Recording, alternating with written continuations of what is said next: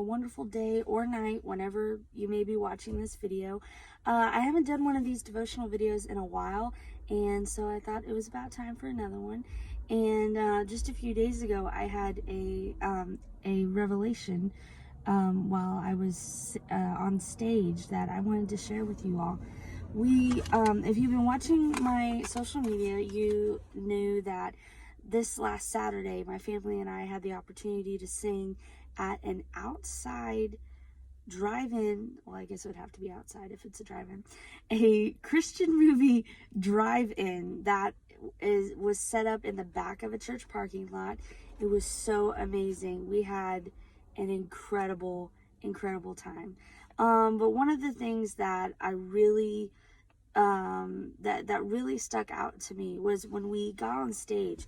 Of course, it was dark out. We were singing at night, and we get on stage, and all you could see were these two huge spotlights that they had that were lighting the stage so people could see us and we could see what we were doing.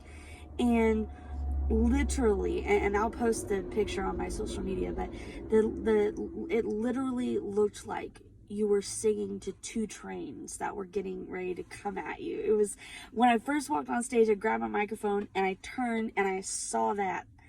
Literally a little bit of anxiety hit me. I'm like, oh my word, I can't sing like this. I feel like two trains are getting ready to come hit me, and they were crossways. It wasn't straight on.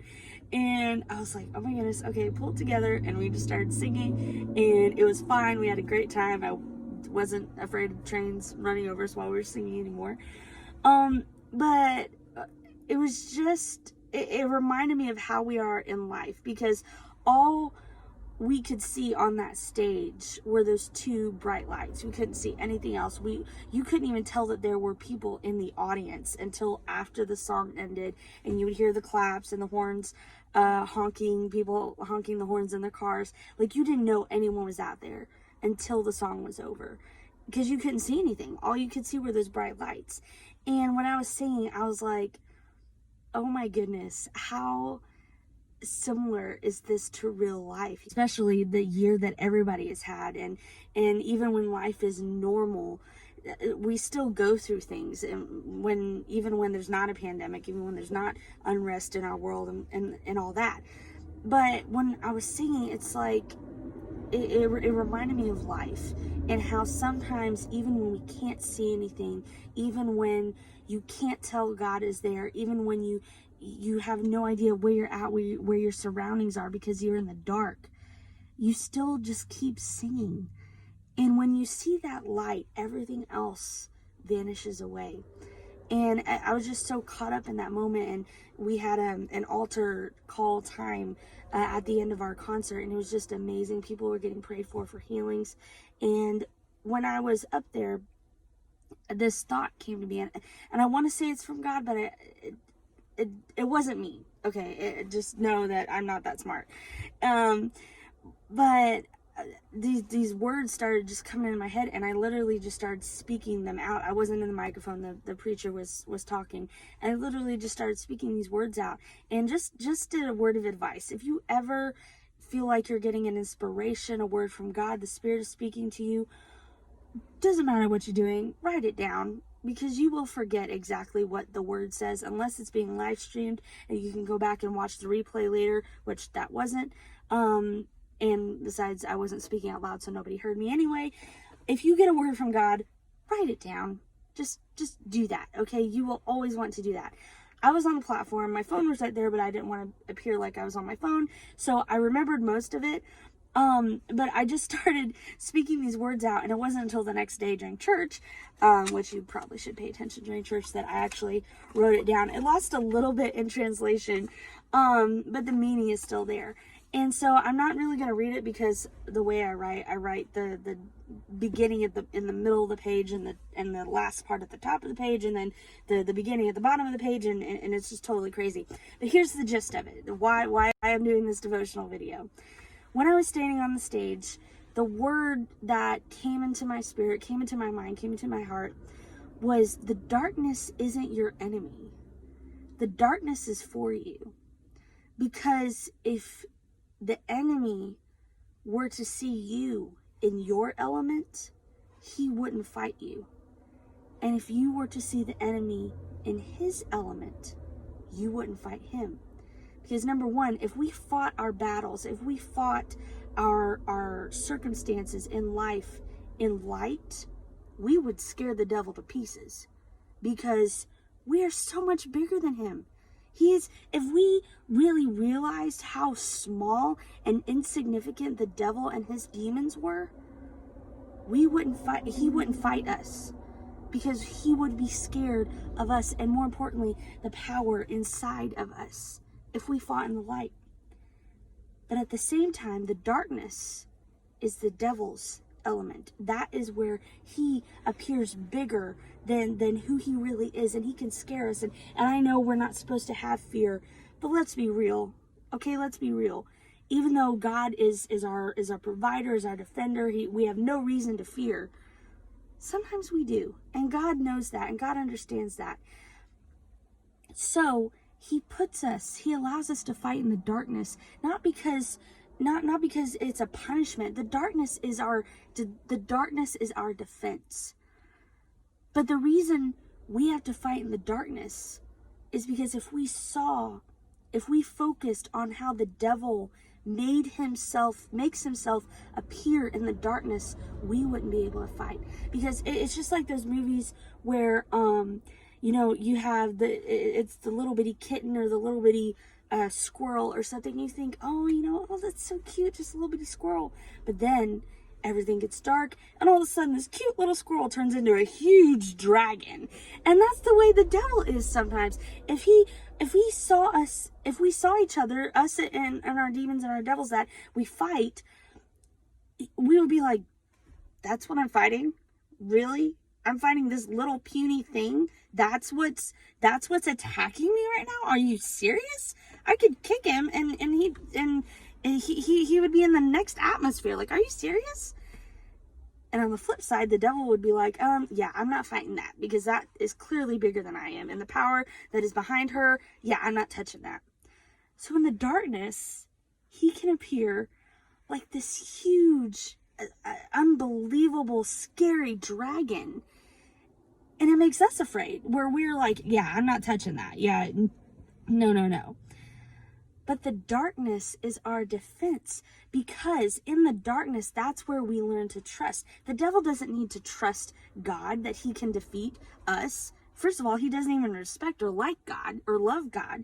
So the darkness is for us to trust God and say, hey, I can't see, but that's okay, because I know that I can defeat whatever is in front of me. I can defeat this dragon. I can defeat this thing that's coming against me. And that's just the thought. And one of the other thoughts that came to me was, an inactive devil is still a devil, because you may think, well, if we're both so scared to fight each other, then that's fine. We're not fighting. The devil's not fighting me. I'm not fighting it. Everything's cool. Everything's rosy. Let's just not fight. Oh no, you have to fight. Because an inactive devil, like I just said, an inactive devil is still a devil. An inactive volcano is still a volcano. You have to fight, because the devil is defeated. And I know the weapons of our warfare and the battle is the Lord's, but we are his soldiers, and we are supposed to show up and prepare for battle. The devil must be defeated. It's not enough that he is scared to fight us. He should be scared to even show up to fight us. But the point is, we win. So we need to show up and not be afraid, because the darkness is our defense. The darkness is what gives us the ability to fight for our loved ones, our lost loved ones, for our sanity, for our peace of mind, and say, devil, you are not doing this today. You are not taking my peace. You are not taking my family. You're not taking my finances. And this means war. So that's basically all I wanted to say. Don't despise the darkness. If you heard, or if you were at because of the Times conference earlier this year, that thank God that we were able to have before all of this craziness and the shutdowns and everything, the message that Brother Robert Tisdale preached, that changed my life. And just the other day, I had forgotten about it. And just the other day, I was sitting either in church or I was doing something. I remembered that message, and forgive me, I can't remember the title, but I remember the message because I knew how it made me feel. And it's in the darkness that you find out where you're going. You find out, you know, where you're supposed to be. He talked about the sailors and how they used the stars in the darkness, and how that's how they figured out where they were in their situations, and it's just amazing. But we have heard this year, and especially with the year being 2020, I know everybody was jumping on that bandwagon saying, oh, you know, this is the year of vision, this is the year of, we're gonna see like we've never seen before. Yeah, everybody's eyes have been open this year, and a lot of times I wish I could just keep them closed.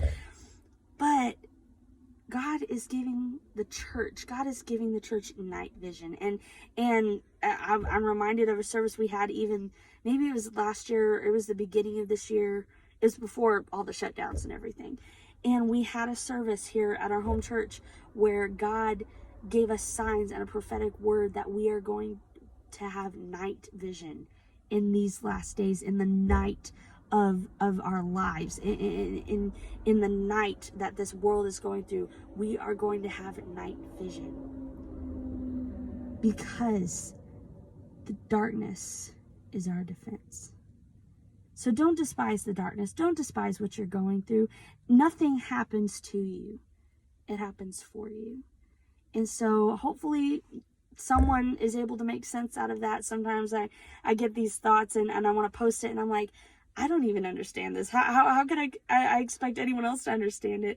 But I felt like this was something special from God. And if you are going through something that this connects with you with, that makes it all worth it. And I hope that this ministers to somebody. That's the only reason why I'm doing it. I'm in my car. It's not a special setup or anything, but I hope that it ministers to somebody. I hope it can ironically be a light to you, even with what I said about the darkness. But I pray that God gives you night vision. I pray that whatever you're going through, in addition to what everybody's going through, you will be able to press on through, and don't despise the darkness.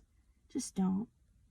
Because even in the darkest nights of our lives, God can find us, and He has night vision as well.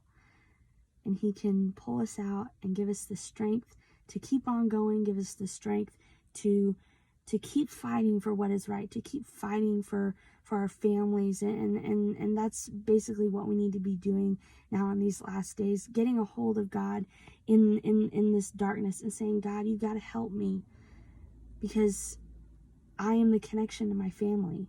I'm the connection to my communities, and that's what it's all about in these last days. Souls, souls, souls.